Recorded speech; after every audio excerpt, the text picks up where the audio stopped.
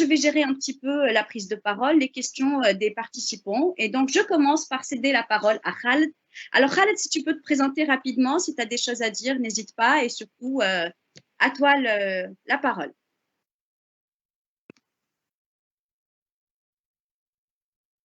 On ne t'entend pas, il faut… Voilà, alors. Vas-y. Voilà. Là, c'est bon? Parfait. Là, c'est parfait. Donc, merci Nochen. Je tiens à remercier toute l'équipe de la prestigieuse Université Dauphine, également l'équipe pédagogique en charge du MBA Santé, de nous avoir conviés à ce webinaire. Le thème d'aujourd'hui m'est cher, puisque nous allons aborder le sujet du délégué médical, le rôle ô combien important du délégué médical au sein d'une entreprise pharmaceutique et de manière plus générale au sein de l'écosystème de santé. Comme vous m'avez présenté, pour cela, donc je suis professionnellement, je suis en charge des laboratoires Pierre Fabre avec les deux entités qui sont le médicament et également la cosmétique sur le périmètre d'Afrique du Nord. Et également, j'ai l'honneur de présider le CEPHIR, qui est le syndicat des entreprises pharmaceutiques de recherche et innovantes. Donc, avant de rentrer dans le vif du sujet, je souhaiterais introduire le CEPHIR, notre syndicat, en quelques mots. Quelles sont les responsabilités, les missions du CEPHIR. J'ai l'honneur de présider le CEPHIR depuis maintenant 3 ans. Rapidement, nous sommes 19 laboratoires. Le 20e sera intégré d'ici un mois. Donc, nous serons 20 laboratoires opérant en Tunisie. Certains réduisent le rôle des opérateurs pharmaceutiques étrangers à des fournisseurs étrangers. Le rôle est beaucoup plus important que cela. Il y a un rôle essentiel que jouent les opérateurs pharmaceutiques. Ils sont porteurs d'innovation en Tunisie, comme par exemple le vaccin du Covid, qui sera bien sûr fourni par un opérateur, et je pense qu'il est membre de CEPHIR. À côté de cela, nous participons de manière concrète dans le système et dans la santé en Tunisie, puisque 40% du chiffre d'affaires que nous générons est fabriqué sur le territoire tunisien. Donc, il y a cette complémentarité et cette synergie qui existe avec les opérateurs locaux. Donc, nous sommes une seule entité, les deux ensemble, pour l'intérêt du patient tunisien. Et nous employons à peu près 2000 salariés avec une forte proportion de diplômés, de scientifiques ou gestionnaires. Donc, voilà pour ce qui est du CEPHIR. Maintenant, qu'en est-il de notre sujet d'aujourd'hui? Si on peut passer à la slide d'après. Donc, quel est le rôle du délégué médical? Aujourd'hui, je veux valoriser le rôle du délégué médical et rappeler le rôle essentiel qu'il joue au sein d'une entreprise pharmaceutique. Le rôle du délégué médical se résume en 4 grands axes. Le premier axe, c'est bien sûr accompagner le professionnel de santé dans l'exercice de ses fonctions, lui permettre de prescrire et utiliser les médicaments qui représentent son arsenal thérapeutique de la manière la plus optimale possible pour l'intérêt, bien sûr, du patient.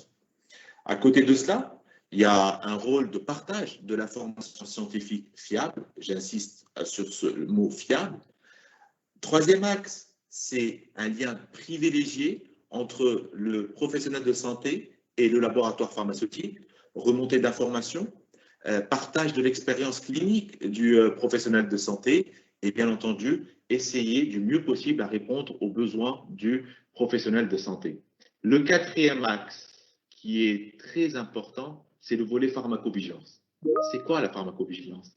La pharmacovigilance, c'est vraiment le recueil des effets indésirables. Comme vous savez, pour tout médicament, il y a une balance bénéfice-risque. Il y a des effets indésirables qui existent dans tout médicament qui est prescrit et commercialisé.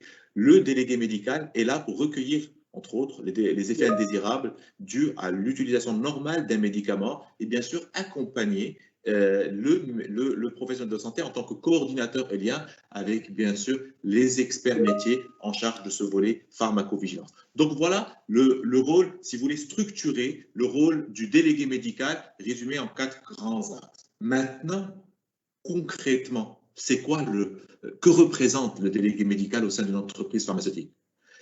Je dirais que le visiteur médical est la locomotive d'une industrie pharmaceutique. C'est la personne qui nous permet de recevoir nos salaires en fin de mois. Si le délégué médical travaille bien, nous sommes payés. S'il ne travaille pas bien, il ne communique pas la bonne information, eh bien, nous aurons du mal à générer cette rentabilité et ce chiffre d'affaires d'une entreprise pharmaceutique. Le visiteur médical, comme je le disais tout à l'heure, c'est l'ambassadeur de son employeur, c'est-à-dire le laboratoire pharmaceutique, auprès des professionnels de santé. C'est l'interlocuteur principal du professionnel de santé et il contribue à fournir la bonne information scientifique. En interne, c'est le client principal. Je le dis souvent, nous sommes tous, les fonctions support, le marketing, toutes les fonctions que vous connaissez, nous sommes tous au service du délégué médical. Nous devons lui fournir les éléments essentiels à l'exercice de ses fonctions. Nous devons l'accompagner, le former, le muscler pour qu'il réponde au mieux aux exigences du laboratoire et qu'il réponde au mieux aux besoins du professionnel de santé, son interlocuteur principal. Donc voilà pourquoi je dirais que le visiteur médical est au centre de l'industrie pharmaceutique. Le visiteur médical, le délégué médical, on a tendance parfois, lors des entretiens, je reçois de jeunes candidats qui ont une perception quelque part erronée du rôle du délégué médical, qui me disent « Non, je ne veux pas faire délégué. Non, j'ai envie de travailler au niveau du back-office, j'ai envie de faire du marketing. » Ben, détrompez-vous. Le délégué médical est un organe clé. C'est le pilier d'une organisation pharmaceutique. Et tous ceux qui ont évolué rapidement au sein d'une organisation pharmaceutique sont passés par l'étape délégué médical. Ils comprennent le fonctionnement d'une industrie, ils comprennent les attentes des médecins, ils comprennent le parcours du patient et ils comprennent l'écosystème de santé et les interactions qui existent entre tous les intervenants de la santé. Donc, il ne faut pas réduire le rôle de délégué médical à commercial, je vends des produits ou je ramène des échantillons aux médecins. Le rôle est beaucoup plus noble que cela, le rôle est beaucoup plus important que ça et c'est une pièce incontournable de l'échiquier de la santé et d'une industrie pharmaceutique. Les compétences et les qualités requises d'un délégué médical. Il y a bien entendu le background scientifique qui est très important. Et de par les exigences réglementaires que nous avons en Tunisie, je rappelle juste un élément très important, c'est que ne peut être délégué médical qu'un médecin, pharmacien, vétérinaire ou dentiste. Donc, de par la loi, de par le cahier des charges, nous avons quand même un niveau scientifique très, très respectable. Et j'ai eu la chance d'opérer dans plusieurs pays de la sous-région, en Afrique subsaharienne, en Afrique du Nord, et je peux dire que le niveau scientifique du délégué médical tunisien est très respectable. À côté de cela, on demande bien sûr une connaissance approfondie du secteur, comme je disais tout à l'heure, des interactions qui existent entre tous les intervenants de la santé, qu'ils soient privés, dans le public, l'administration, les affaires sociales, le commerce. En Tunisie, je parle du modèle tunisien, le modèle tunisien est complexe et nous avons plusieurs intervenants dans la santé. Ce n'est pas la propriété du ministère de la Santé, non, ministère de la Santé, mais il y a d'autres ministères de tutelle qui interviennent, que ce soit pour le remboursement, pour le financement ou pour la fixation des prix pour les opérateurs locaux. Donc, il y a cet élément à intégrer dans l'exercice des fonctions pour mieux répondre encore une fois aux attentes des professionnels de santé. Il faut comprendre quand même ces éléments essentiels du secteur de la santé en Tunisie. À côté de cela, le délégué médical acquiert ou développe des compétences, ce qu'on appelle les soft skills. Il y a l'art de la négociation, j'appelle ça vraiment art de la négociation, le ressent dans l'exercice de nos fonctions tous les jours, c'est que nous devons être convaincants, nous devons se mettre à la place de notre interlocuteur et vraiment essayer de le séduire avec des arguments, encore une fois, fiables et scientifiques, pour qu'il adhère à notre projet, pour qu'il adhère au service que nous proposons aux professionnels de santé. La résilience et l'agilité, nous l'avons ressenti et vécu par la période de la pandémie que nous avons vécue, qui n'est pas encore finie. Donc, encore une fois, une parenthèse, on doit encore se protéger et être très vigilant, être prudent dans l'exercice de nos fonctions. Donc, il faut faire preuve de résilience, d'agilité, on doit s'adapter. J'ai eu la chance d'opérer en Afrique subsaharienne, donc nous opérons dans des milieux très changeants, un environnement instable, donc nous devons faire preuve de résilience et d'agilité. Je finirai par la patience. La patience, rien que pour l'exercice de la visite médicale de tous les jours, le professionnel de santé peut être confronté à des imprévus, peut faire face à des urgences. Il est médecin, donc les rendez-vous que nous avons pris peuvent être décalés, retardés, et on doit faire preuve de patience pour vraiment être au mieux quand on est face à notre médecin. Donc voilà pour ce qui est des compétences et des qualités requises. Comme vous l'avez sûrement remarqué, le métier a évolué ou est en train d'évoluer. Cette transformation vers une promotion médicale que nous appelons 2.0, et aujourd'hui nous avons la chance d'avoir dans le panel des experts dans le digital qui parleront mieux que moi de cette composante digitale, mais nous le ressentons, nous qui travaillons dans l'industrie pharmaceutique, nous ressentons cette évolution vers cette visite médicale quelque peu digitalisée. Cette digitalisation a été accélérée, catalysée par cette situation sanitaire que nous vivons. Les contraintes de rentabilité et les exigences de rentabilité par tous les opérateurs, qu'ils soient internationaux, opérateurs locaux, dans un environnement économique instable et difficile, nous devons donc d'assurer la pérennité de nos organisations à travers cette rentabilité recherchée. Tout ça fait que nous évoluons de plus en plus vers un modèle hybride. Je dirais que pour la Tunisie, nous sommes encore relativement loin vers une digitalisation à 100%, une visite médicale qui va basculer à 180 degrés vers une digitalisation. Je partagerai rapidement une étude, un questionnaire que nous avons partagé avec nos partenaires, à peu près c'est un panel de 70 médecins en interne avec mon laboratoire. Et le retour que nous avons eu, c'est à peu près 70% des médecins.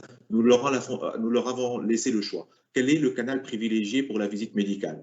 Et 5% ont répondu oui vers une visite en distanciel, 25% ont répondu visite mais avec prise de rendez-vous pour minimiser les risques sanitaires, et 70% ont dit après cette période de Covid, nous souhaitons revenir à notre situation habituelle et entretenir ce relationnel et cette relation de confiance que nous avons instaurée avec nos délégués. Donc 70% sont encore pour la visite médicale traditionnelle. C'est pour ça que je disais en conclusion de la slide d'avant, c'est que nous restons pour cette période et à moyen terme, je dirais, vers une visite médicale hybride où la composante humaine et relations physiques sera privilégiée. Mais pas pour longtemps, donc il faudra anticiper et se préparer à l'avance.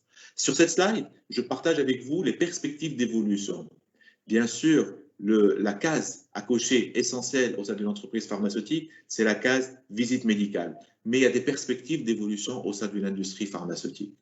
J'ai cité un exemple d'un laboratoire où nous répertorions à peu près 4 familles, grandes familles de métiers. Ça part de la recherche et développement, très technique, de l'industrie à la logistique, aussi très technique, la commercialisation et diffusion, donc dans laquelle rentre le rôle du délégué médical, et bien entendu les fonctions support qui sont aussi au service du délégué médical. Toutes ces familles, si on essaye de décortiquer ces familles, nous nous retrouvons dans 38 filières à peu près et plus de 500 emplois.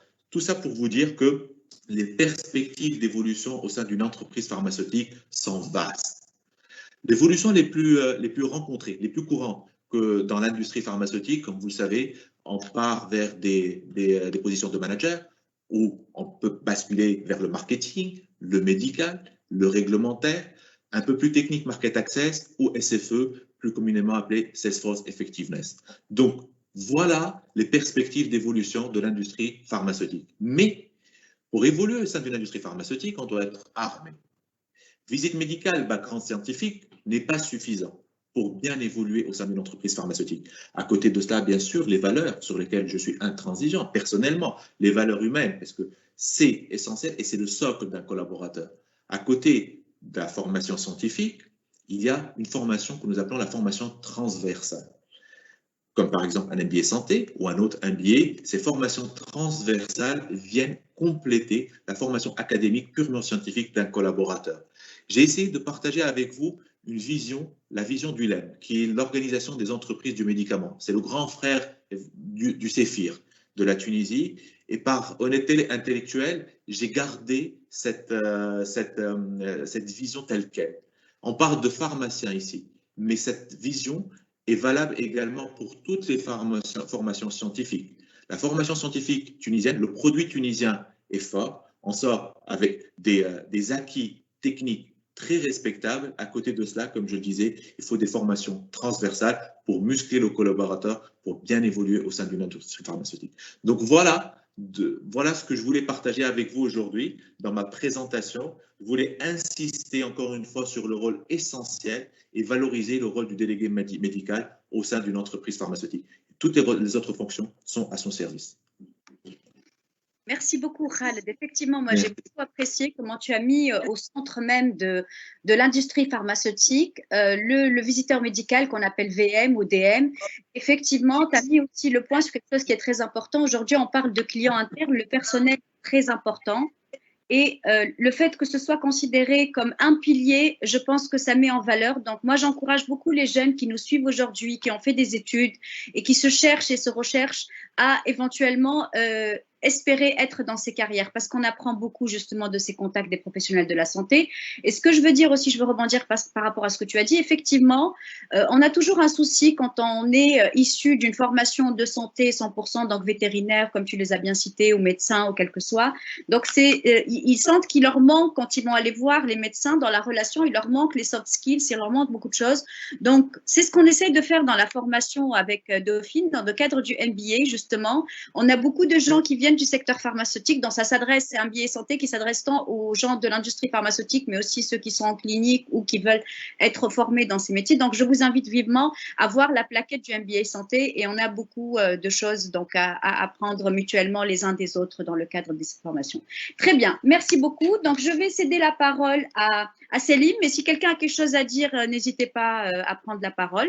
Donc, Selim Bouzganda, marhaba bik, Selim.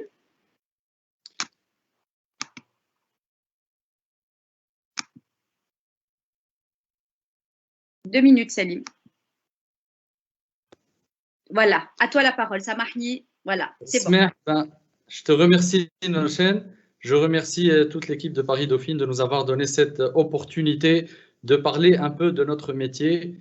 Et comme l'a si bien dit mon ami Khaled, donc, le beau métier de délégué médical qui reste vraiment le pilier de l'industrie pharmaceutique.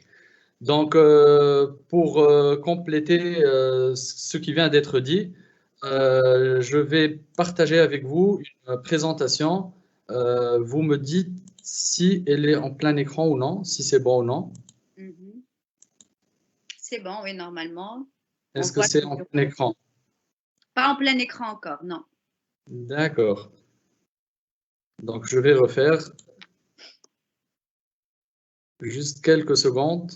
Je t'en prie. C'est les aléas du direct. Hein. Du direct et on va en parler tout à l'heure de la partie de digitalisation, justement. Quand on ne maîtrise pas comme il faut. Voilà. Alors, pour l'anecdote, moi, mes premières séances de cours sur Zoom et Teams et compagnie, j'appelais mes enfants pour gérer. Hein. Voilà. Eux qui venaient faire ce qu'il fallait. Donc, tu appelles les enfants, Selim, ça ira. Ben oui, je vais appeler mon fils, je pense, qu'il maîtrise mieux que moi. Mais non, tout à l'heure, donc on a essayé, ça se passait très bien. Donc, j'espère que maintenant, ça va bien se dérouler. Tu vas en diaporama, tu mets mode diaporama. Ouais, juste.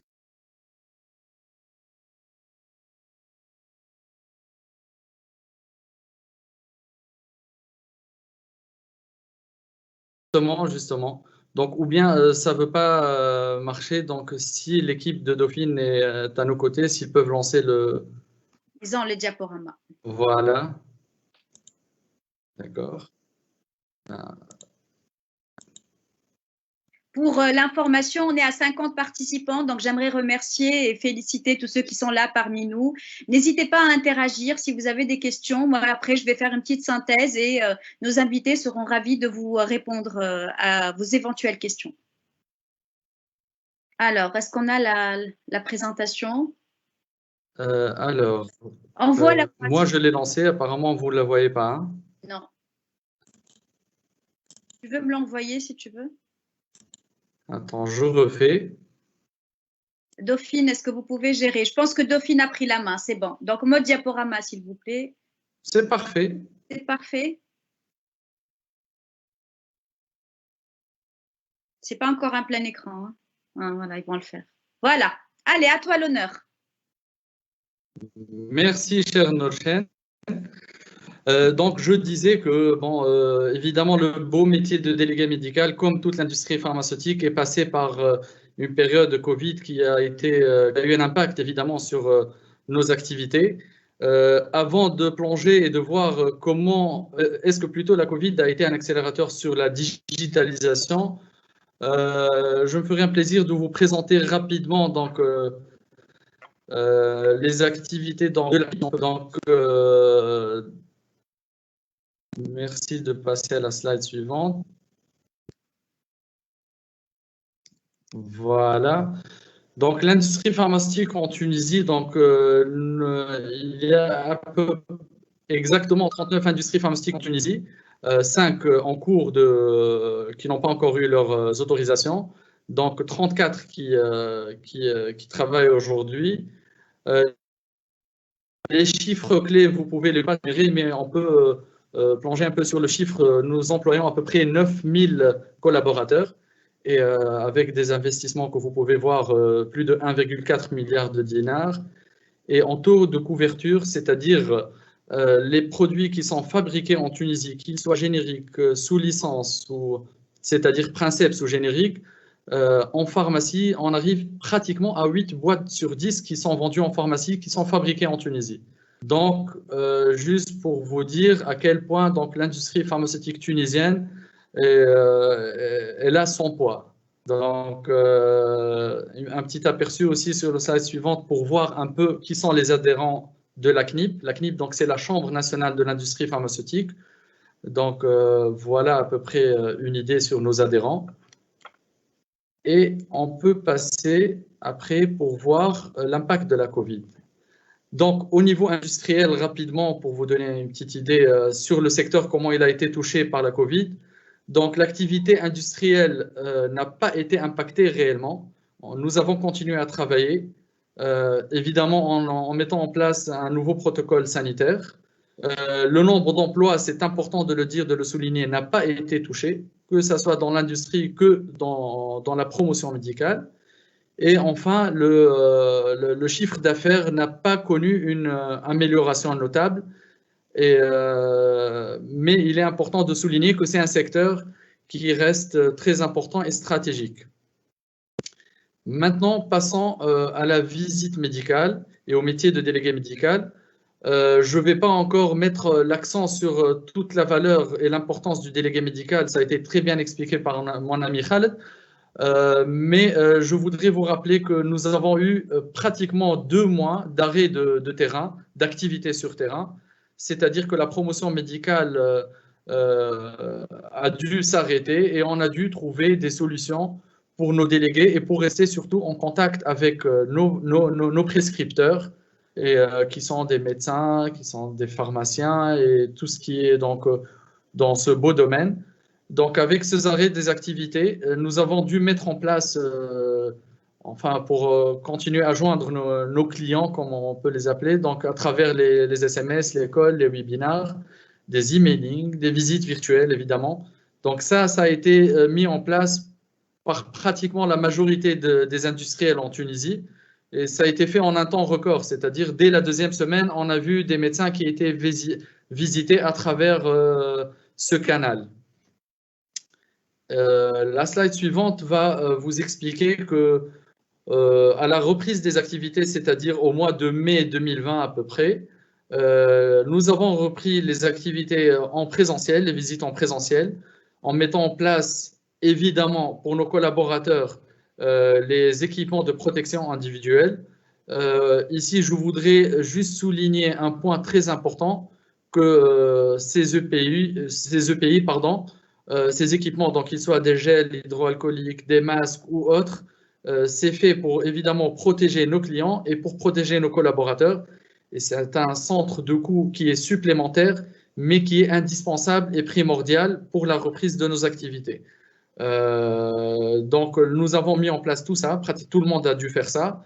Deuxième nouveauté, c'est qu'en Tunisie, on n'était pas trop sur des visites sur rendez-vous. Mais là, on se retrouve donc avec des prises de rendez-vous pour faciliter l'accès de nos collaborateurs chez les médecins et forcément, nous avons eu des visites qui étaient limitées en termes de nombre de médecins. Donc là, c'est tout de suite au mois de mai-juin 2020. Et là, on peut faire un bilan pour la slide suivante. Donc, une année après, on peut passer donc après une année de Covid. Le résultat, c'est que nous avons actuellement un modèle hybride avec une transition fluide vers la digitalisation. Donc, aujourd'hui, nous nous retrouvons avec des visites virtuelles, avec les aléas de la visite virtuelle, présentielle, pardon. La visite présentielle, ces aléas, ce sont les accès difficiles, comme je disais tout à l'heure, chez nos médecins. Les risques qui sont toujours là. Donc, en étant sur terrain, on prend plus de risques, évidemment, que de rester derrière son bureau. Les coûts supplémentaires, mais indispensables, dont j'ai parlé tout à l'heure. Nous avons des visites virtuelles avec les problèmes techniques, comme nous en avons eu tout à l'heure. Nous avons aussi, les chiffres étaient importants qu'a donné Khaled tout à l'heure, donc l'adhésion des médecins qui n'adhèrent pas forcément à l'outil digital. Et nous avons aussi des webinars qui se déroulent comme aujourd'hui. Donc, nous avons des congrès et des événements médicaux qui sont passés en mode digital. Donc là, le problème, c'est l'adhésion des participants. Et même s'ils adhèrent et ils s'inscrivent, nous n'avons pas forcément une implication et un engagement des participants et des personnes inscrites. Donc là, c'est un bilan une année après le Covid. En passant à la suivante, voilà. Alors, aujourd'hui, quid de l'avenir du délégué médical? On peut se poser la question avec cette transition vers la digitalisation. Est-ce que le métier de délégué médical a toujours son avenir en Tunisie? Donc, on peut voir qu'aujourd'hui, en Tunisie, sur la slide suivante, merci. En Tunisie, en particulier, nous pouvons noter que nous avons une culture méditerranéenne, c'est-à-dire qui est très tournée vers le face-to-face. Le médecin, il est plus à l'aise en recevant le délégué, le représentant du laboratoire, en discutant avec lui. Il y a le côté émotionnel, le côté chaleur humaine, qu'on ne peut pas remplacer peut-être par les outils digitaux. Donc là, je pense que c'est très difficile de l'enlever des habitudes. En face, nous avons une visite médicale digitalisée qui se met en route, qui commence à réussir, malgré les chiffres qu'on a vus tout à l'heure. Donc, elle se met en place, cette visite digitale, et les événements et les congrès digitaux à travers les webinars. Donc, aujourd'hui, si on passe à la slide suivante, la conclusion, c'est que le digital se met en place avec l'accélération du Covid, avec un délégué médical qui reste quand même, malgré tout, la locomotive de l'industrie pharmaceutique et le pilier de notre secteur. Mais là, il faut noter qu'il va falloir acquérir de nouvelles compétences. Et je retire le mot « mais », c'est plutôt des opportunités, parce qu'aujourd'hui, notre métier, il évolue. Donc, comme support, on peut, pour les fonctions support et même pour la fonction de délégué médical, comme formation, nous pouvons passer au digital et nous devons passer au digital.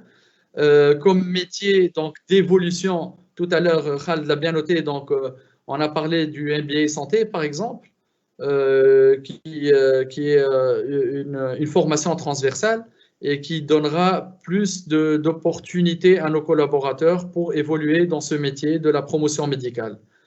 Donc, la conclusion de tout ça, c'est que l'avenir du délégué médical reste préservé et la visite médicale garde toute son importance dans la relation client. Et je vous remercie en terminant par cette slide. Merci, Norshen. Merci beaucoup, Selim. C'est vraiment magnifique ce que tu as dit. Et ici, juste pour remettre un petit peu les gens qui assistent avec nous par rapport au contexte. Donc, effectivement, on a eu 2 mois d'arrêt.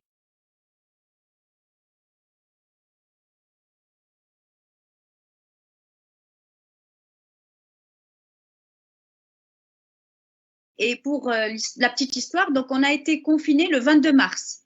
Donc, on a eu des premiers cas qui étaient arrivés, vous vous rappelez, donc les premiers cas ont été d'Italie importés. Et après, le 22 mars, l'État a décrété donc confinement et on a eu un déconfinement progressif en mai.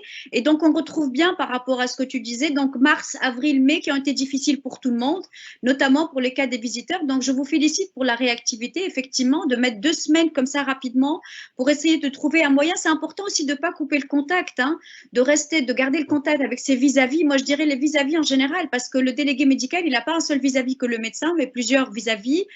Notamment, je vous remercie pour avoir été présent quand vous aviez géré un petit peu les congrès, les webinaires des médecins, parce que moi, j'ai eu un écho et j'ai participé, j'ai même vu un petit peu beaucoup de webinaires qui étaient réalisés par des sociétés savantes et qui étaient financés grâce donc à des laboratoires pharmaceutiques. Donc, il y a eu beaucoup d'initiatives très intéressantes. Donc, on ne pouvait pas se retrouver en présentiel, mais c'est bien d'avoir été réactif. Donc, bravo.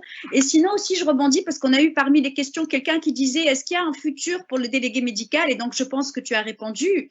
Donc, la réponse est bien là, même si on va revenir sur ça avec tous les participants. Mais effectivement, donc le métier de délégué médical existera encore. Il va évoluer. On est passé, comme l'a très bien souligné Ral tout à l'heure, donc on est vers un délégué 2.0.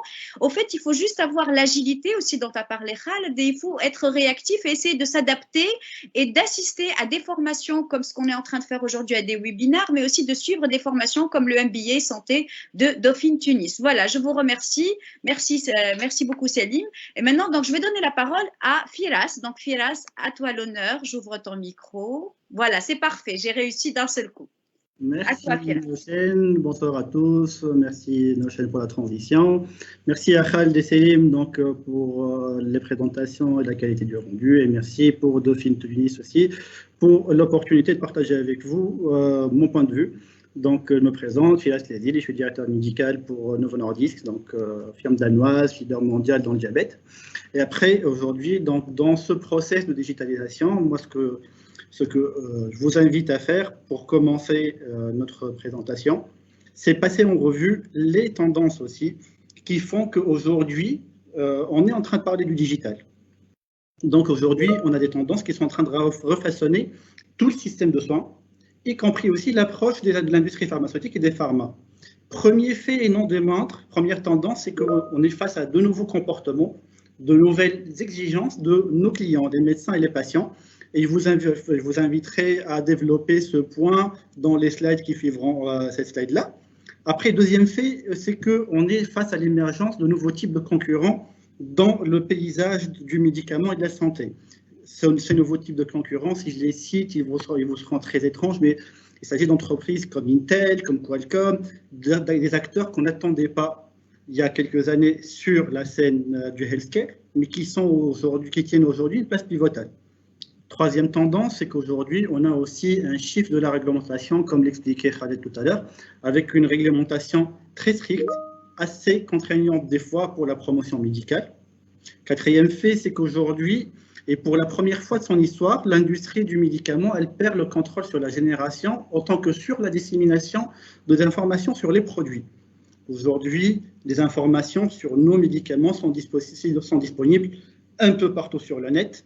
N'importe qui peut se renseigner dans les moindres détails sans passer par l'industriel ou le développeur du médicament. Encore un cinquième point, ce sont les contraintes budgétaires et les contraintes du coût de la promotion. Là, je ne serai pas contredit parce qu'on le voit. On estime qu'au début des années 2000, le coût moyen alloué à la promotion, en France du moins, s'élevait à 25 à 30% du chiffre d'affaires. On est tous face à une réalité qui dit que ces coûts, ces budgets sont nettement inférieurs aujourd'hui. C'est dû à plusieurs faits, dont la baisse de la rentabilité de certains médicaments et les contraintes aussi imposées en termes de pricing, et j'en passe. Donc, troisième fait, ce sont les nouveaux standards aussi qui sont fixés pour la promotion, pour les attentes. Et dernier fait aussi, last but not least, ce sont des considérations écologiques. Donc, on est face à des tendances qui refaçonnent le système de soins autant que l'industrie du médicament et la promotion du médicament. Ces nouvelles attentes, si on devait les résumer, les nouvelles attentes du client, c'est qu'aujourd'hui, et manifestement, on est tous d'accord que le médecin il a moins de temps à consacrer à la visite en face-to-face. Aujourd'hui, il a accès à plusieurs canaux d'information et plusieurs sources d'information. Ça se traduit simplement par une appétence pour certains canaux plus que d'autres, et chaque canal qui n'est pas intéressant pour le médecin, il est simplement ignoré.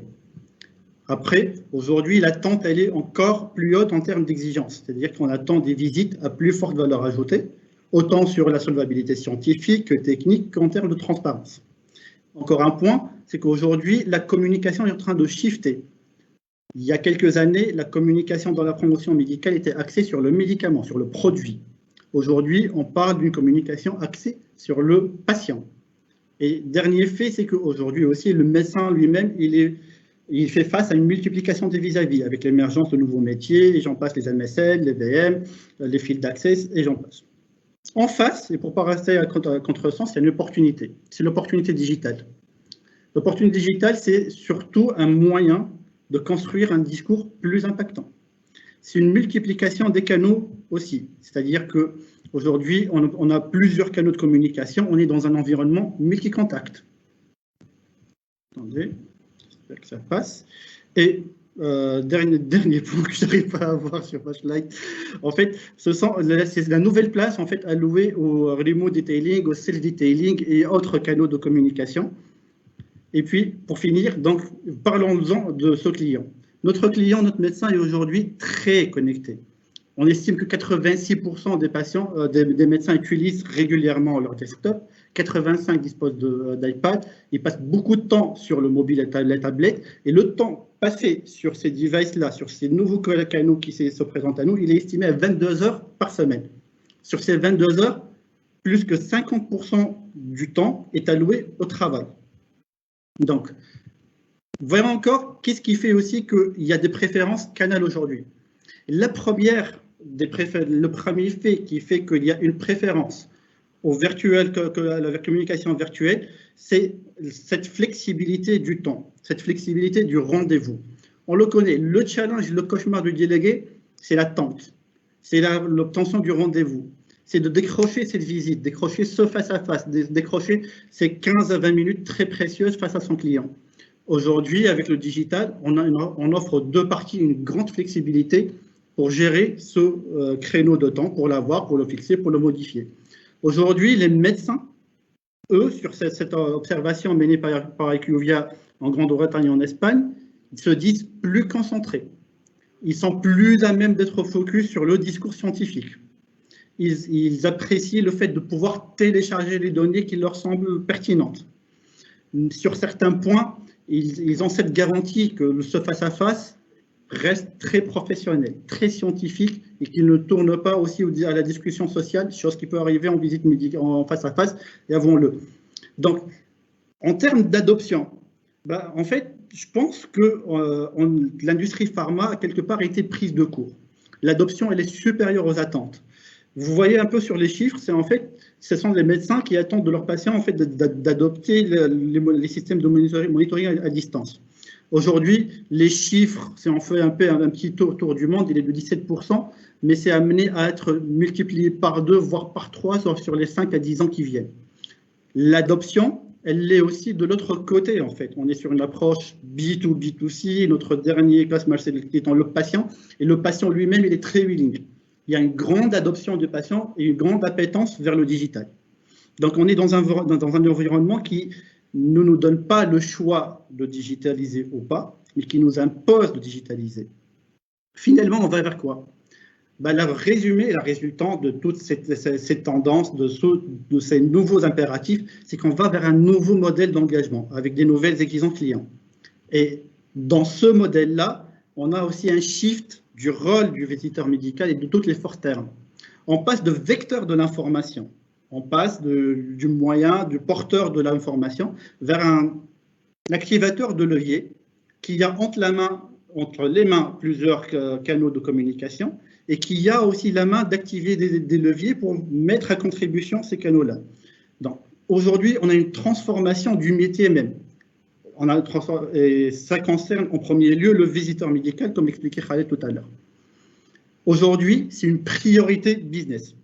Je partage avec vous aussi ce survey qui s'est passé avant le Covid. C'est vous dire à quel point ce processus a été initié avant la crise de la Covid-19 et que la Covid a été plutôt un catalyseur de cette transformation, un accélérateur de cette transformation. Pour 18% des pharma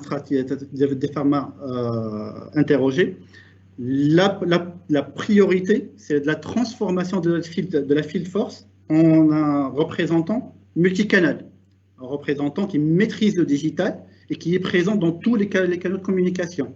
La première des priorités donc, est de délivrer, d'optimiser l'expérience client et de l'intégrer dans un environnement multi-contact, un environnement avec plusieurs points de contact qui sont axés sur les nouveaux canaux de communication et toute la technologie qui vient derrière la digitalisation.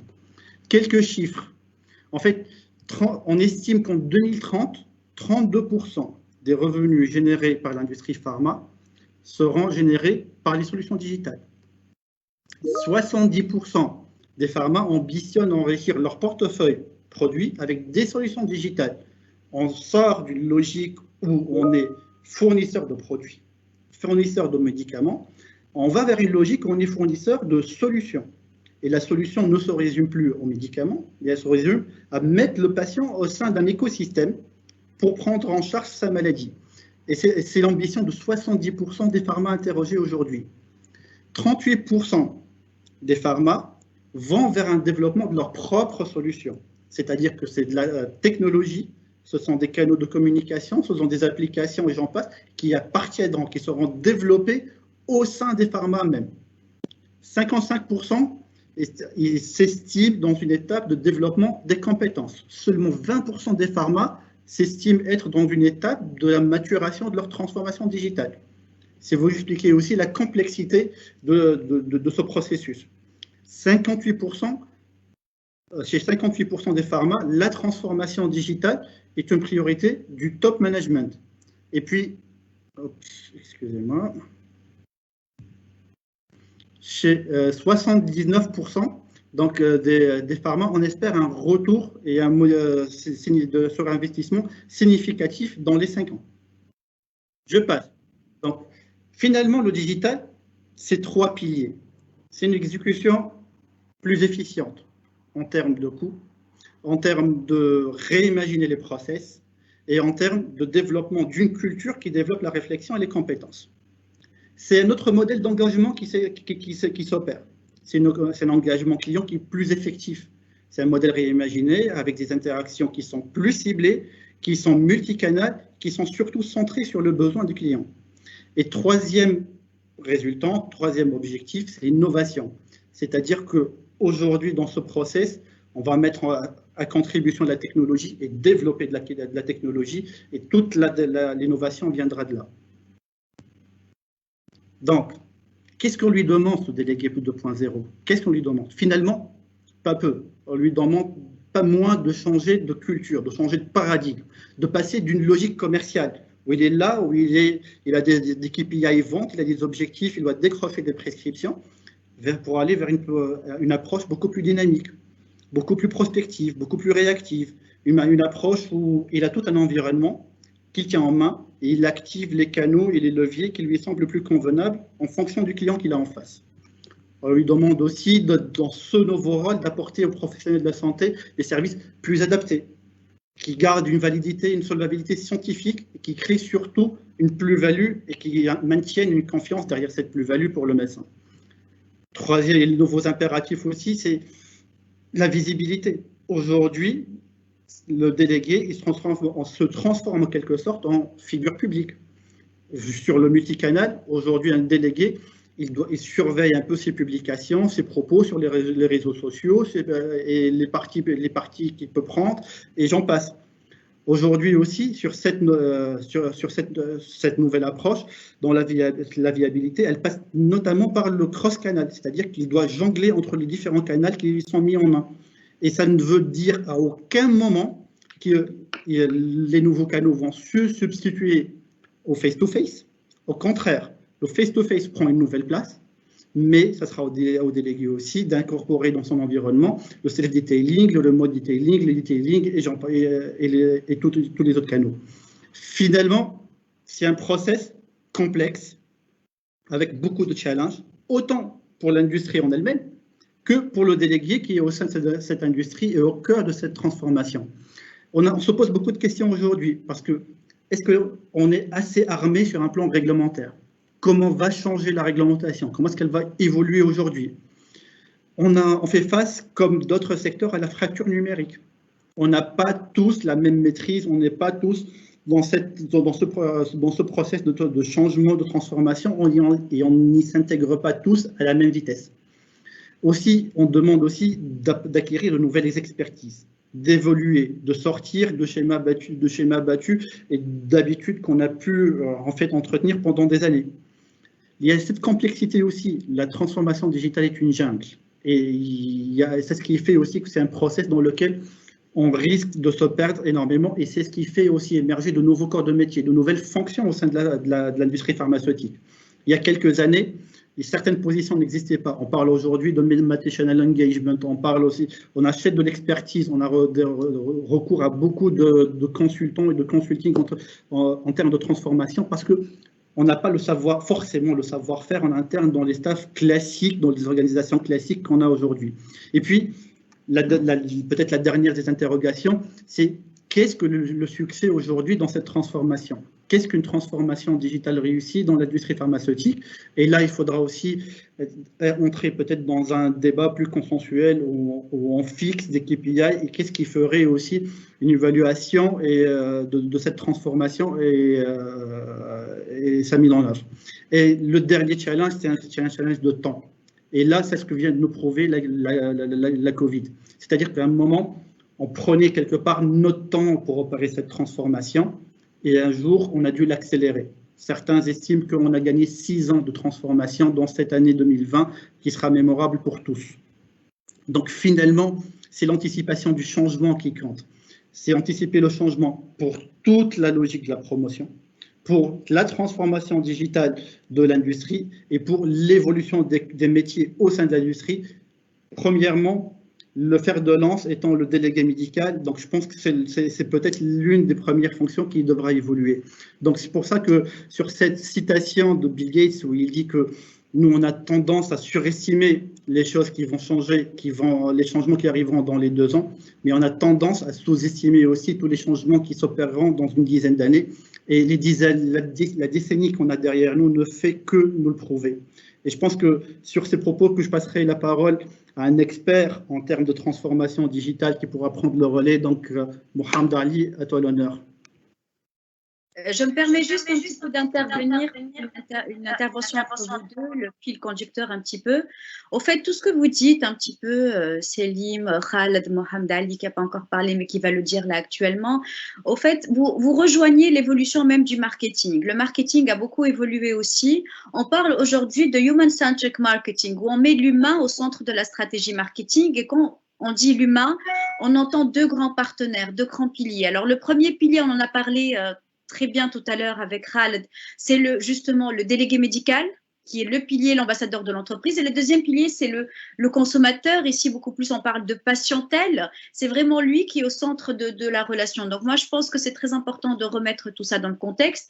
Et aussi, je voudrais rebondir sur ce que tu as dit. Effectivement, la crise de la Covid-19 a été un catalyseur pour toutes les entreprises. Je prends notre cas dans l'enseignement supérieur où on s'est retrouvé à enseigner en ligne. Moi, on m'aurait dit ça l'année dernière, 1 mois avant, j'aurais même pas imaginé, j'aurais même pas pu l'envisager. Et on s'est retrouvé à être dans l'agilité, dans tout ce qu'on a dit aussi tout à l'heure, dans toutes les qualifications qu'on se doit d'avoir. Donc, je te remercie beaucoup pour ton intervention. Et là, je donne la parole à Mohamed Ali, justement. Donc, il va plus prendre le côté technique et digital. Mohamed Ali, tu es là? Alors. Merci, Nochen. Tu m'entends? Oui, c'est parfait. Bonsoir à tous. Je remercie déjà Dauphine parce que nous donne la possibilité vraiment de débattre d'un sujet super intéressant, qui est le digital et la santé ensemble. Donc, ça fait un mélange, on va dire, très intéressant où il y a beaucoup de choses à faire. Alors, moi, je veux décliner ce qu'ont dit Selim, Khaled et Firas en donnant un cadre à la transformation digitale. C'est parler des enjeux. Comment la transformation digitale est vue actuellement par les entreprises, les impacts,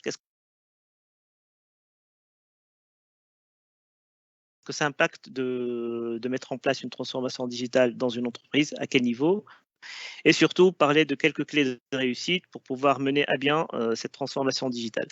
Je voulais commencer par quelques chiffres. C'est une étude réalisée dernièrement entre EY et l'Electronic Business Group sur un échantillon de 500 entreprises multisectorielles, multitailles, donc c'est vraiment une moyenne. Actuellement, les entreprises voient la transformation digitale comme un enjeu majeur. C'est 88% des entreprises voient que la transformation digitale est vraiment un enjeu majeur pour eux. Alors, les priorités pour eux sont l'engagement, fidélisation client, les produits et les services, les business models et les canaux de vente. Donc, finalement, 65% de ces entreprises-là attendent une vraie transformation de leur business model via cette transformation digitale. Donc, ce n'est pas abordé d'un point de vue technologique.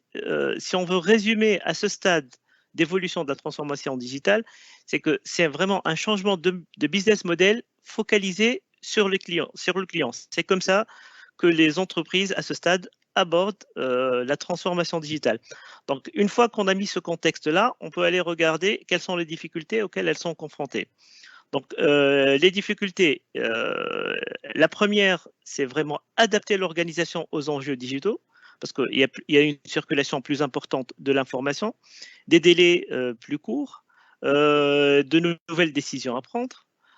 Donc, une manière de collaborer, puisqu'on met le client au centre du coup de la réflexion. Donc, le fait que les directions travaillent en silo, ça ne peut plus marcher. Il faut savoir collaborer maintenant ensemble et redéfinir les priorités. Une deuxième priorité, c'est mutualiser les initiatives entre les différentes directions métiers.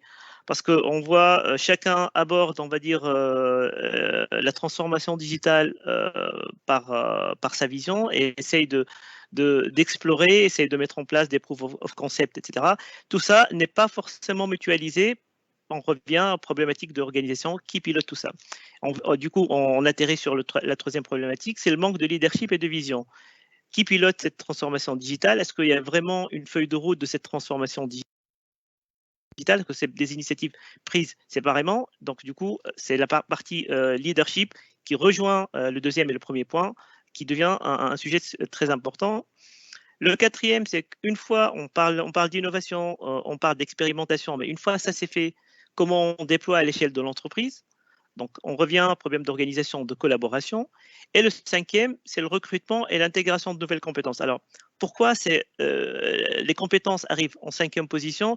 C'est parce que, contrairement aux autres, on peut externaliser. On peut faire appel à des compétences externes le temps de monter en compétences en interne. Donc, c'est en cinquième position, mais ça reste quand même un sujet très, on va dire, très important. Alors, si on veut dresser finalement un cadre de cette difficulté-là, on peut dire que les principales difficultés sont organisationnelles et humaines. On ne voit pas dans les premières difficultés des difficultés technologiques. Néanmoins, ça a des impacts. Donc, si on veut analyser concrètement comment on met en place et quel chantier on met en place dans une transformation digitale, on peut passer au slide d'après. Alors, si on veut synthétiser, quels sont les chantiers adressés dans une transformation digitale? Quel que soit le point de démarrage, hein, on peut démarrer par les technologies, on va pas rentrer dans le débat comment on aborde une transformation digitale. On est sur les technologies ou on est sur la stratégie. Ce qu'on voit, c'est la partie Fast IT, ça veut dire toutes les applications qu'on met en place pour pouvoir collaborer, pour pouvoir s'adresser aux clients. Et ce qu'on voit au-dessus, c'est le multicanal. Comme on a parlé, Firas, on voit beaucoup de canaux, le mobile, le web, on adresse les réseaux sociaux. Donc ça, c'est la partie visible. Sur cette partie visible-là, il n'y a pas forcément de frein. C'est vraiment dans les fondations qui sont en dessous où on voit des problématiques. Donc, on voit sur la partie de gauche qui est la partie humaine organisationnelle, on reviendra plus tard. Et ensuite, sur la partie technologique, on a l'intégration, la gouvernance du corps IT, parce qu'il y a déjà quelque chose qui existe dans l'entreprise, donc tout ça doit s'imbriquer. Maintenant, on va avoir accès à des données, comment on va les gérer? On avait des données, mais là, on en aura plus. Et ensuite, on a cet aspect d'infrastructure.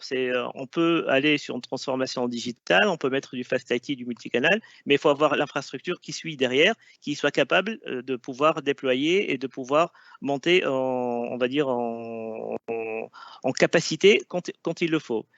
Alors, si on applique ce framework-là au cas de la digitalisation de la relation client, on peut passer au slide d'après.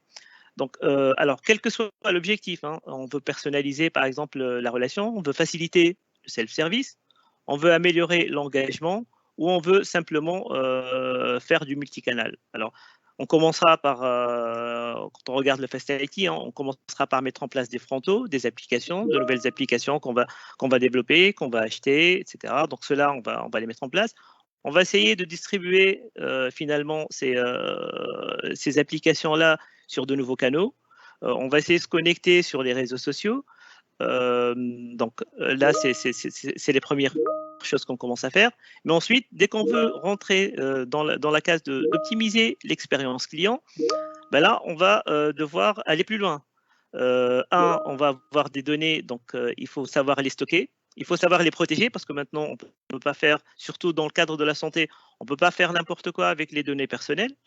Et il va falloir plus tard les exploiter. Sur la partie intégration et gouvernance de l'IT, si on veut exploiter les données, il faut pouvoir les relier à d'autres sources de données. Et c'est des choses qui existent actuellement, les CRM, la facturation, les ERP. Donc tout ça doit se relier et on doit mettre un cadre d'intégration et de gouvernance de données pour pouvoir exploiter ces données-là. Ensuite, il y a la partie infrastructure. Il faut se poser des questions. Est-ce qu'on est capable d'héberger en interne? Est-ce qu'on faut acheter des solutions en software as a service qui sont gérées par l'éditeur? Ou est-ce qu'on prend en charge dans un hébergement cloud privé? Donc, toutes ces problématiques-là doivent être adressées parce qu'à un certain moment, quand on veut déployer, quand on veut passer à un stade supérieur, on va se retrouver avec on va dire, des difficultés. Donc, on voit les premiers impacts. Les premiers impacts au niveau de l'IT, hein, l'intégration, la gouvernance et l'infrastructure. Ce sont des prérequis qu'il ne faut pas négliger, qu'il faut aborder. On n'a pas forcément toutes les réponses au début, mais il ne faut pas négliger les impacts sur ces sujets-là. Ensuite, on peut se dire, du coup, on a cette optimisation de l'expérience client, on sait ce qu'il faut faire sur l'aspect IT, mais comment aborder ça et quel accélérateur on met en place? Donc, on peut passer au slide d'après. Alors, concrètement, on a vu hein, les freins. Les freins sont organisationnels et humains. Il n'y a pas de frein technologique.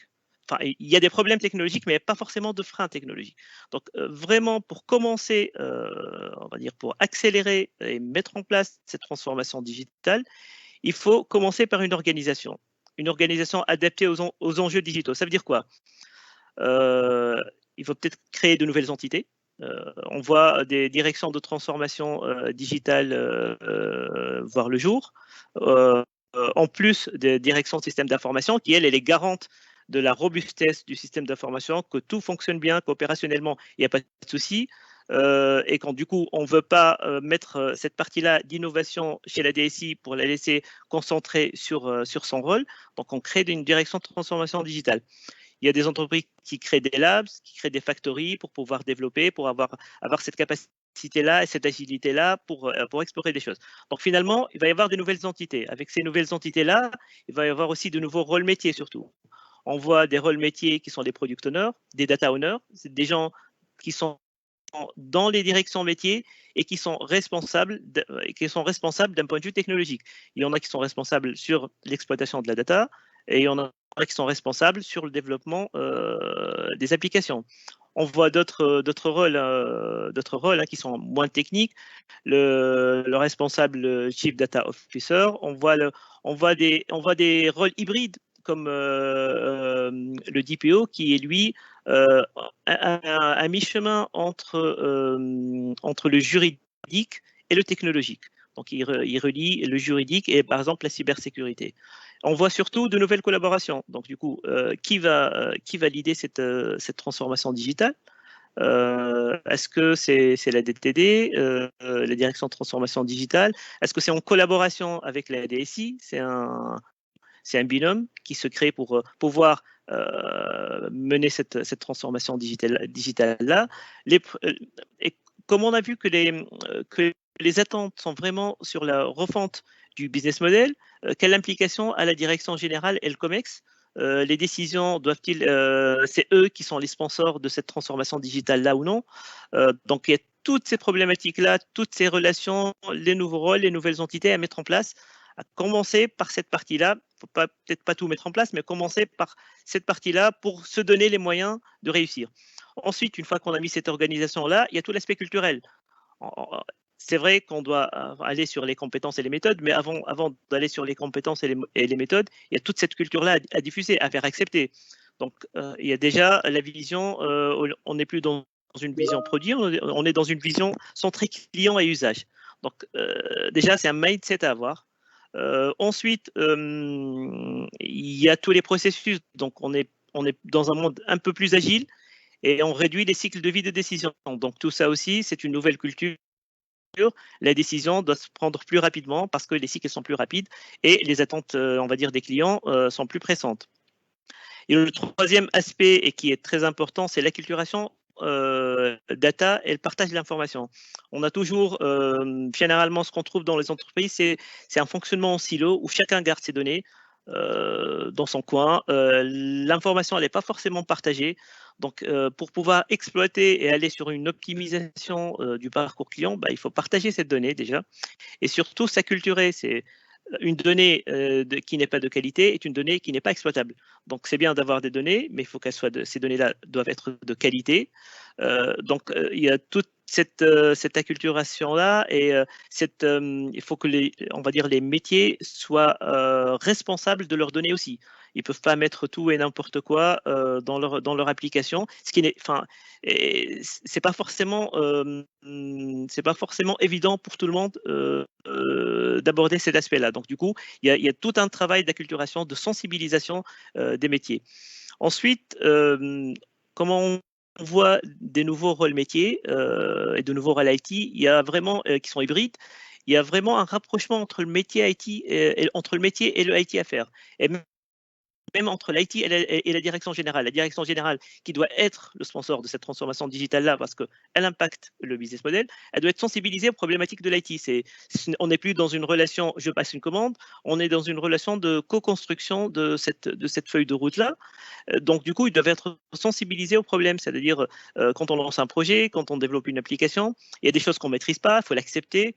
Il faut accepter que quand on déploie, il y a peut-être des soucis au démarrage. Donc, toutes ces problématiques-là que la direction générale ou les métiers ne voient pas forcément doivent être sensibilisés pour pouvoir accepter, on va dire, accepter la démarche IT et une démarche agile. Donc, une fois qu'on a mis l'organisation, une fois qu'on a commencé à aborder ce changement culturel, là, on peut aller sur de nouvelles compétences et de nouvelles méthodes de travail.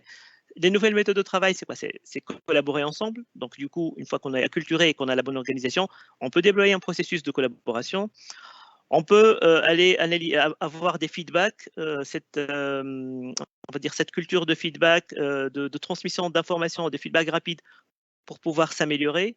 Et du coup, on peut déployer des méthodes d'innovation parce que les gens sont plus sensibilisés à la collaboration, au partage de l'information, au feedback. Ensuite, on peut, par exemple, avoir monté en compétence sur la gestion et le pilotage de projets qui permettent de délivrer des choses des applications ou de nouvelles applications qui sont, on va dire, plus rapides et plus évolutifs dans le cadre de leur plan de transformation.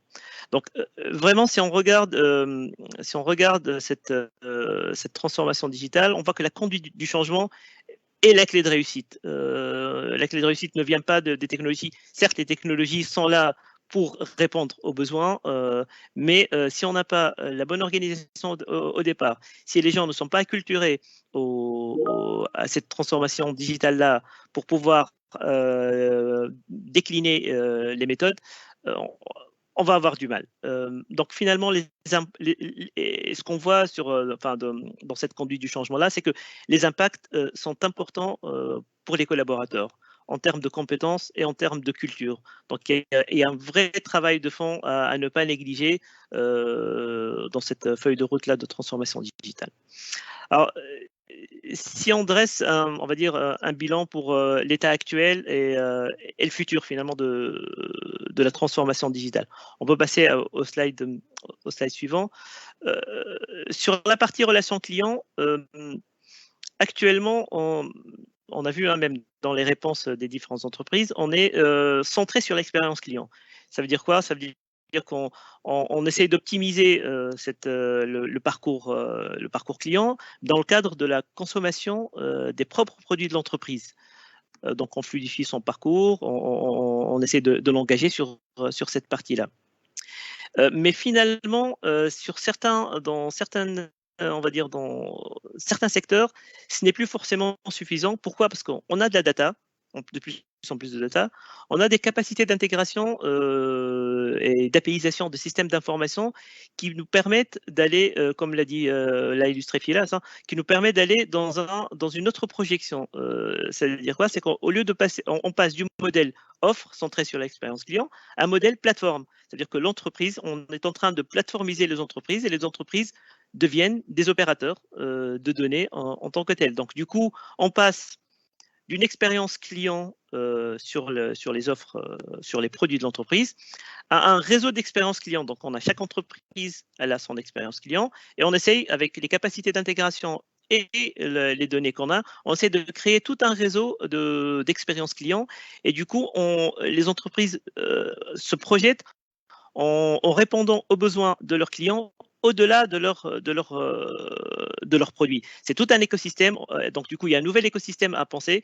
Il y a de nouveaux acteurs à aller chercher, des partenariats qui n'étaient pas forcément, comme l'a dit d'ailleurs Firas tout à l'heure, de nouveaux acteurs qu'on ne voyait pas dans le domaine de la santé, qui sont là, les acteurs numériques qui viennent se positionner dans le domaine de l'assurance, dans le domaine de la santé.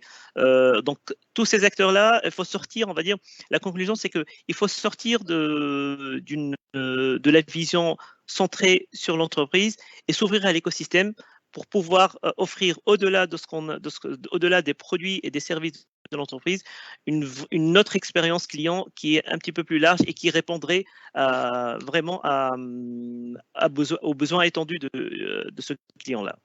Et je pense, je finis sur cette partie-là et je passe la main à Firas, lui qui pourra illustrer vraiment ce passage-là, on va dire, du modèle offre au modèle plateforme dans le cadre du secteur pharmaceutique. Merci, Ali. Donc, je prendrai aussi le temps de mettre en avant les aires thérapeutiques sur lesquelles la transformation et ce modèle est le mieux illustré. Aujourd'hui, s'il y a trois aires thérapeutiques qui ressortent, qui sont pionnières de cette approche-là, où on a un patient au centre d'un écosystème de soins et non plus un patient vers lequel s'adresse une solution, ce sont le diabète, la cardiologie, l'obésité. Vous le devinez, trois aires thérapeutiques, mais qui couvrent derrière elles en fait de grands fléaux en termes de prévalence et surtout des prises en charge multidisciplinaires et assez complexes. Aujourd'hui, qu'est-ce qui drive le marché de la transformation? C'est peut-être quatre trains. C'est les systèmes d'intégration avec tout ce qui est monitoring à distance. C'est l'apprentissage à distance. C'est aussi être dans cette sphère où on interconnecte la clinique avec l'apprentissage, avec le développement, et en dernier lieu, probablement, l'intelligence artificielle. Concrètement, et comment est-ce que ça se traduirait en fait dans le setup de la prise en charge du patient qui est aujourd'hui au centre de tous les cancers? C'est le centre de la réflexion du médecin, c'est désormais le centre de l'approche des industries pharmaceutiques, c'est le customer du délégué médical et des vis-à-vis des field force de l'industrie. Finalement, la première illustration, c'est le monitoring à distance. Donc là, cette slide-là, quelque part, elle illustre toutes les solutions et la prépondérance qu'elles prennent en termes de monitoring d'une glycémie chez un patient diabétique. Au-delà de cette slide, je vous invite aussi à quelque part prendre la hauteur sur tout l'écosystème autour d'un seul patient d'un patient diabétique. C'est ce même patient. Il a les CGM, le monitoring à distance. Il est interconnecté avec son médecin qui a des données sur la glycémie, sur l'équilibre, des courbes de la variation glycémique en continu et j'en passe. Il a aujourd'hui plein de devices connectés. Le pèse-personne est connecté. Son portable génère en fait beaucoup de données qu'il récollecte sur sa pompe à insuline, sur son lecteur glycémique, sur son pass, sur son freestyle et j'en passe. Il a de l'éducation par ses peers, de l'éducation par les pairs, par des forums de patients diabétiques, de networking et j'en passe.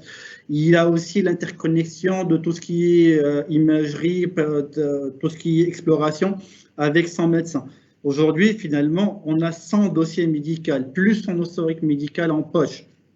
Là, c'est aussi l'occasion pour moi de mettre en avant que ça donne lieu à, ça développe beaucoup d'autres champs de développement. On parle de plus en plus de blockchain for health et ce que développait maintenant Mohamed Ali, c'est que tout cet écosystème aussi permet d'optimiser, de développer les soins, de développer la technologie, d'optimiser la transformation, d'optimiser le discours, d'optimiser l'approche des pharma et l'offre des pharma vers le patient et vers le médecin. Et c'est en fait la blockchain, ce sont ces silos de données aujourd'hui qu'on est en train de constituer en plongeant, en mettant quelque part le patient au centre de ce type d'écosystème. J'espère que comme ça l'exemple est plus parlant sur l'évolution en fait de la prise en charge et les nouveaux paradigmes qu'impose la transformation digitale dans l'industrie pharmaceutique. Voilà, je termine sur cet exemple. Je vous remercie. Merci Firas, merci à tous franchement pour les présentations. Moi j'ai beaucoup apprécié ton exemple par rapport aux patients diabétiques parce qu'effectivement tu prends un patient où la prise en charge est totale. Au fait, il a beaucoup d'intervenants, il faut tant qu'il gère son observance au niveau de son traitement, il faut tant qu'il gère sa nutrition qui n'est pas aussi évidente et il faut aussi qu'il gère un petit peu son activité physique. Donc il y a tout un beau monde tout autour, une prise en charge thérapeutique qui doit être faite à 360 degrés et il ne faut pas oublier que vous êtes dans un secteur qui est assez particulier, c'est-à-dire moi qui suis en marketing, je peux tant vous parler de boissons gazeuses que de temps, mais là on est sur un secteur particulier, on est quand même sur le secteur de la santé où si on ne réussit pas, au fait, s'il y a un problème, une non-observance par exemple, ben, on peut avoir des dégâts et là c'est des dégâts qui sont délicats à gérer après, donc on peut avoir un problème au niveau de la glycémie si on reprend le cas du diabète, on peut avoir même l'autre des cas extrêmes, donc je suis franchement très heureuse moi qu'on ait parlé du patient qui doit être bien sûr au centre, même si on a commencé avec notre ambassadeur, notre pilier qui est le délégué médical, mais on revient pour finir sur un des éléments les plus importants qui est le patient. Donc il faut bien réfléchir à tout ça et ne pas oublier de garder en tête, voilà. Alors, on a encore 15 minutes, donc je vais un petit peu profiter de ces 15 minutes, déjà pour remercier encore une fois Dauphine de nous avoir donné l'occasion, de souhaiter encore une fois la bienvenue. Là, on était entre 40 et 50 participants et on a qui rentrent et qui reviennent. On a beaucoup de questions, donc j'ai un petit peu quelque chose comme 20 questions, donc je vais essayer de faire une synthèse et de vous les poser progressivement et on interagit tous ensemble. Donc, je vais commencer déjà par une question qui est très simple. Alors, on vous demande quel type de plateformes ont été les plus utilisées pour les visites à distance. Est-ce que vous avez des chiffres? Est-ce que vous avez des indications par rapport à vous, ce que vous avez utilisé? Type, c'est-à-dire la solution adoptée. Oui, c'est-à-dire là, il nous pose, est-ce que c'est Zoom, est-ce que c'est Teams, Skype? Qu'est-ce que vous avez utilisé comme nous, là, on a donc Teams. Vous, qu'est-ce que vous avez utilisé? En fait, si on devait rapidement faire un petit tour de table, pour nous, le premier impératif était aussi un impératif de sécurité des données. Donc, je pense qu'on a commencé par GoToMeeting et on a switché dans un second temps sur Teams. D'accord. Khaled?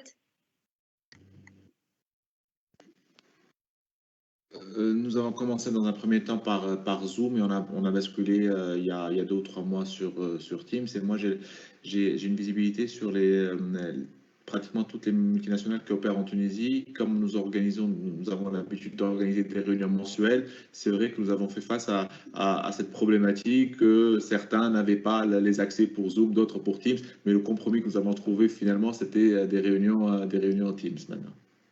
Tout à fait. Célie?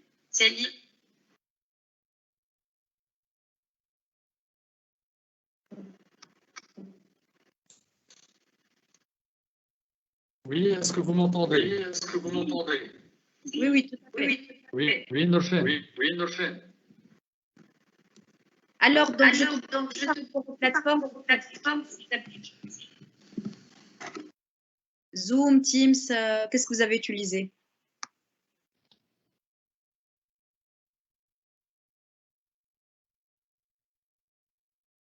Tu nous entends? Oui, Norshen, je suis là.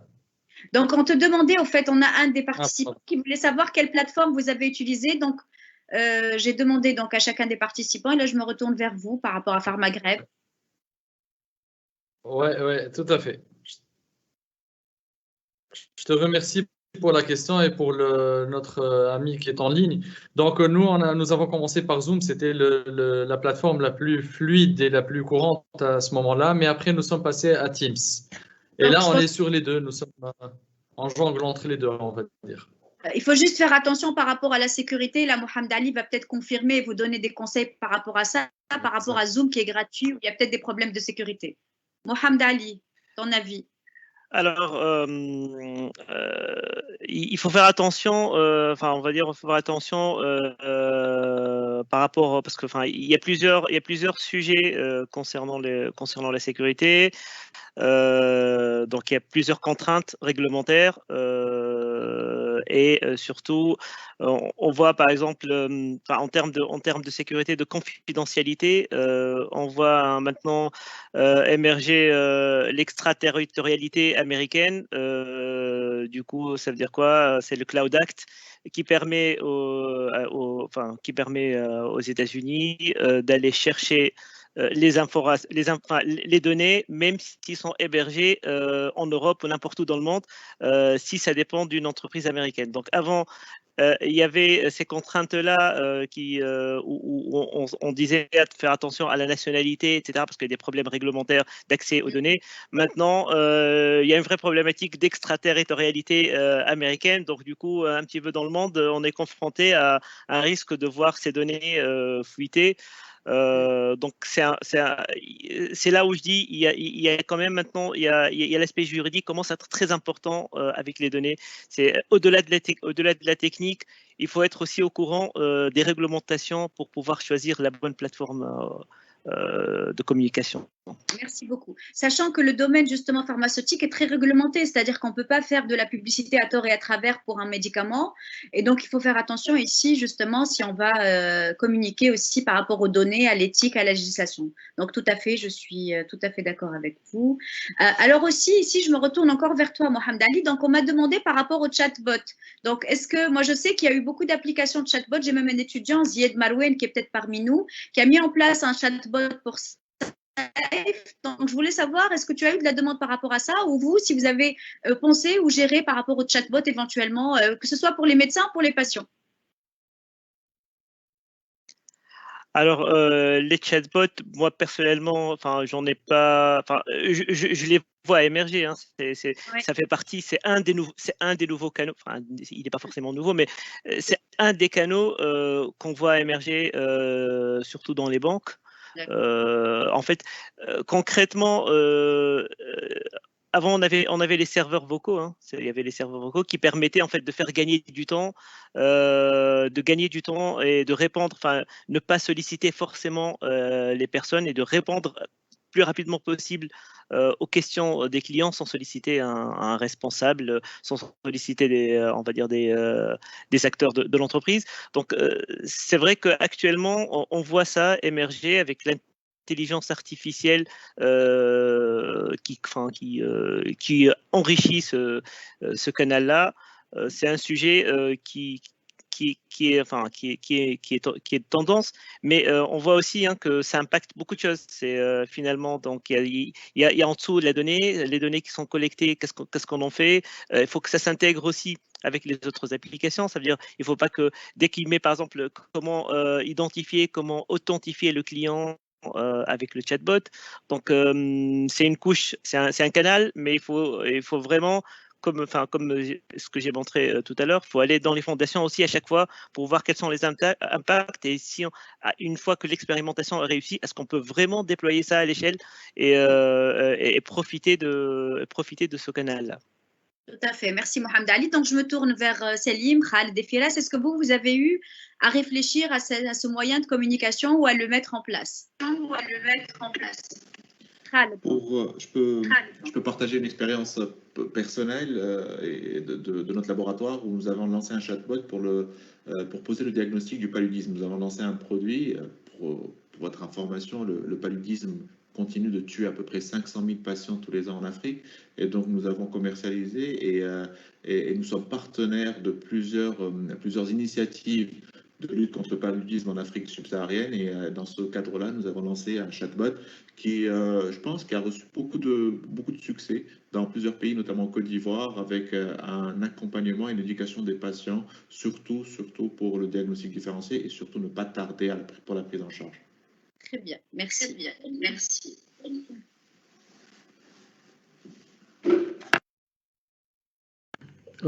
Pour ma part, en fait, et là, il s'agit aussi d'entamer le débat sur les canaux et les types de solutions à adopter. Le chatbot, il a cet avantage d'être très intuitif. On n'a pas d'apprentissage, il ne faut pas être un crack du digital aussi pour utiliser une première fois son chatbot, mais peut-être la limite aussi de ces intelligences artificielles, qu'il faut du temps aussi pour développer ce deep learning, il faut du temps pour développer, pour aller plus profondément dans des algorithmes. Et quelque part, des fois, on est pris par le temps. Et aussi, on a cet impératif de flexibilité. Donc, il y a des choix à faire. Honnêtement, de notre côté, on est plutôt resté sur des applications, sur des plateformes d'échange. Je citerai entre autres qu'on a switché pas mal de manifestations qui étaient programmées, planifiées sur le point médical, en fait, donc en présentiel, on échangeait des cas cliniques, on discutait des cas cliniques, vers une plateforme qui a été développée pour l'occasion. Donc aujourd'hui, cette même plateforme, elle continue à exister.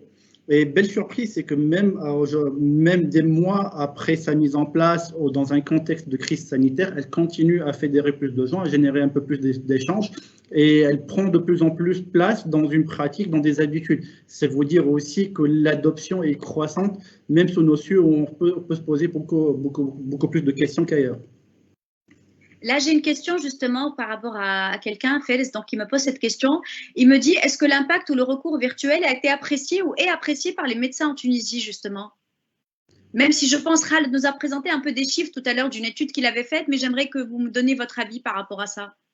Honnêtement, moi, je pense qu'il y a eu deux temps. Un premier temps où tout le monde, toutes les industries se sont mises à solliciter les médecins pour ce contact virtuel. Et quelque part, ça a eu un effet délétère, disons-le tel quel. Après, les choses se sont calmées et on est resté sur une communication, on est resté sur quelque chose de plus smooth, de plus consistante, sur un rythme beaucoup plus logique. Et c'est là où la communication à distance a pris tout son sens. Dans un premier temps, oui, il y a eu un certain cafouillage, une certaine réticence parce qu'on se sentait quelque part bombardé d'invitations à des webinars. Certains médecins n'hésitaient pas à nous montrer un peu leur boîte mail. Et c'est vrai que le nombre d'invitations est devenu insensé à un moment. Aujourd'hui, ça prend une autre tournure. Si je devais partager mon expérience autant sur les affaires médicales, on est amené à réunir des experts, à échanger, à avoir des réunions assez longues, même en termes de temps, assez consistantes en termes de données scientifiques à échanger. On a beaucoup plus d'aisance aujourd'hui à interconnecter ces experts parce que la logistique elle est beaucoup plus simple. On peut aller plus loin dans le débat parce que dans son salon, enfin en début de soirée, on prend le temps de discuter, on est beaucoup plus à l'aise, on est moins sous la pression d'un hôpital ou d'un cabinet qui appelle tout le temps. On a plus d'aisance aussi à avoir de l'expertise de l'étranger parce que l'expert étranger qu'il soit au Canada, aux États-Unis ou en France, c'est la même aisance pour accéder à cette même réunion. Ça nous enlève quelque part une épine en termes de logistique, de coûts, et ça permet aussi d'apporter une réelle plus-value à des échanges qu'on avait en fait sur un rythme beaucoup plus espacé, vu ces contraintes-là. Très bien. Est-ce que vous avez quelque chose à répondre par rapport à cette question? 4 minutes. Qui va intervenir, Khaled? Tu es en mute, Khaled. Je suis en mute, désolé. Voilà, Khaled. Oui, Voilà. je suis parfaitement aligné avec le propos de Firas. C'est clair que les médecins ont vécu une période de saturation, ils étaient bombardés. Pendant la période de confinement, ils étaient bombardés pour ne pas rompre le lien client. Les médecins, je pense les firmes pharmaceutiques ont abusé de cet outil. Et à côté de cela, voilà, il y avait la redondance des sujets. On n'a pas été innovants. C'est une autocritique. Je pense que nous n'avons pas été innovants dans cette approche et les sujets étaient plus ou moins similaires. Donc, les médecins peut-être se sont opposés à ce bombardement et on ressentait cette saturation, peut-être qui est reflétée dans les chiffres que j'ai partagés avec vous, où c'est clair que c'était en pleine période de confinement. Donc il y a cette réticence. À côté de cela, les sujets, et je rebondis sur ce que vient de dire Firas, c'est clair que il y a la notoriété de l'orateur, il y a les sujets aussi qui sont traités, qui permettent d'avoir quand même une audience qui est sensible à ce canal digital. Ensuite, on parle de plusieurs thèmes ou plusieurs items. C'est quand on parle de médical, quand on parle de données scientifiques, quand on parle de réunions très techniques et scientifiques, c'est clair que le médecin ou le professionnel de santé privilégie ce temps en dehors des heures de travail, il est plus concentré et il interagit mieux et il est plus réceptif aux messages quand il s'agit de sujets à grande valeur ajoutée scientifique et des items techniques. Quand on parle de visite médicale où on parle de médecins, de relations de proximité et de relations déjà établies avec le professionnel de santé, et on parle de médecins, de produits qui sont déjà aussi établis et commercialisés sur le marché. À ce moment-là, nous sommes sur une visite standard et il faudra trouver le moyen d'être plus attractif envers le professionnel de santé pour qu'il adhère à ce projet. Donc, pour résumer, il y a 3 composantes. La notoriété, l'attractivité du sujet. Il faut faire la part des choses et différencier un sujet technique d'un sujet moins technique qui garde toujours son importance. Et à côté de cela, bien sûr, il faut être innovant dans l'approche et bien entendu, éviter la saturation du professionnel de santé. Donc, c'est pour ça que je parlais dans ma présentation d'un modèle hybride. Donc, concilier entre le physique, le digital et bien entendu les sujets qui peuvent être attractifs, comme je disais. Tout à fait. Effectivement ça, il faut être original quel que soit quand on va discuter avec les clients, quand on va discuter avec des partenaires, avec des vis-à-vis. Donc, je voudrais encore une fois vous remercier Dauphine Tunis pour l'organisation de ce webinaire, remercier tous ceux qui sont à la technique derrière qui ont géré, remercier tous les participants. Donc, on a été quand même à 54 à un certain moment. Et je voudrais avoir une pensée pour tous les médecins et tous les visiteurs médicaux, les délégués médicaux qui étaient en première ligne, qui ont travaillé quand même quand les gens étaient en confinement, ils ont travaillé, ils étaient en première ligne. Donc, une pensée à tout ce personnel de santé. Et voilà, et vous remercier. Si vous avez quelque chose à rajouter, n'hésitez pas avant de clore. Selim, peut-être? Oui, avec plaisir. Merci encore pour cette belle présentation et pour la conclusion. Nolchen, tu as tout résumé. Il est vrai que dans notre métier, on est en première ligne. On cite souvent le personnel, les blouses blanches, c'est vrai qu'ils sont là. Et on oublie que derrière, il y a beaucoup de travail, beaucoup de risques. On prend beaucoup de risques. Et je remercie tous les collaborateurs qui sont sur le terrain et qui sont là pour faire leur métier, pour amener l'information à nos prescripteurs. Et merci à tout le monde et merci à Dauphine de nous avoir encore une fois donné cette opportunité de présenter de notre métier, de son avenir qui reste, comme j'ai le souligné tout à l'heure, qui reste toujours d'actualité et le délégué médical garde toute sa place d'ici quelques années, quelques belles années, Inch'Allah. Merci pour ces belles paroles. Firas, le mot de la fin? Merci d'abord, donc merci pour l'opportunité parce que le sujet me tient à cœur, le sujet est au goût du jour et surtout que le sujet nous occupe toute une industrie depuis des années. Il est plus que jamais remis sur la table, il s'inscrit plus que jamais dans les impératifs. Je pense que ce sujet-là nous réunira aussi autour de panels encore plus larges. Donc, merci à Mohamed Ali qui nous a apporté son regard d'expert. Et je pense qu'on découvrira aussi d'autres types de métiers, qu'on verra émerger aussi d'autres expertises autour de cette transformation. Et je pense que la complexité aussi et l'énormité des challenges qui font face à cette transformation feront qu'on se retrouvera forcément plus à plusieurs reprises, il y a plusieurs à parler de ça. Donc, sur ce, je continuerai à encourager nos VM, à saluer leur performance et puis à leur souhaiter aussi beaucoup de réussite dans cette transition qu'ils opèrent eux aussi pour suivre ces nouvelles tendances. Voilà. Merci. Khaled, le mot de la fin, s'il te plaît. Le micro. Je pense que tout a été dit par ce beau panel. On est ravis je suis personnellement ravi d'avoir participé à ce webinaire.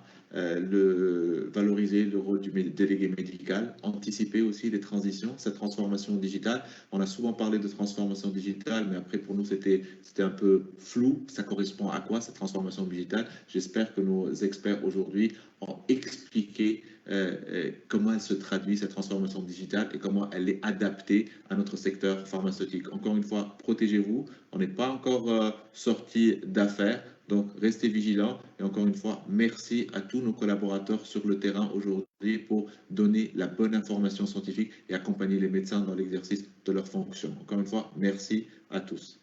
Merci beaucoup. Moi, je voudrais vous remercier parce que j'ai beaucoup appris aussi aujourd'hui. J'ai beaucoup appris sur un secteur que je ne connais pas forcément. Donc, le sujet était très intéressant. Pour moi, si je veux finir sur quelque chose, c'est qu'il y a quand même, pas un contraste, mais on parle de transformation digitale, mais on voit que ce soit en interne, en externe, les deux piliers restent l'être humain. C'est on est tourné vers le client, en externe, et en interne, on est vraiment tourné sur les ressources humaines. Les technologies, oui, il faut les maîtriser, mais les clés de réussite, c'est vraiment être focalisé sur le client, avoir ce mindset-là, et en interne, être focalisé sur l'humain et sur l'organisation. Donc, pour réussir une transformation digitale, finalement, l'humain est au cœur et c'est lui la clé de réussite. Tout à fait. Ça prend tout son sens dans ce que tu dis. Le human-centric marketing qui est vraiment la nouvelle tendance et le mindset qu'il faut adopter par toutes les sociétés. Donc, encore une fois, je vous remercie tous les quatre. Selim, Khaled, Mohamed Ali, Firas, merci d'avoir été parmi nous. Merci encore une fois à Dauphine et je vous recommande donc de suivre nos actualités, ce qu'on fait et peut-être d'être parmi nous dans le MBA Santé. Marhaba bikoum l'escole et à bientôt. Merci. Bonne nuit. Merci. Au revoir.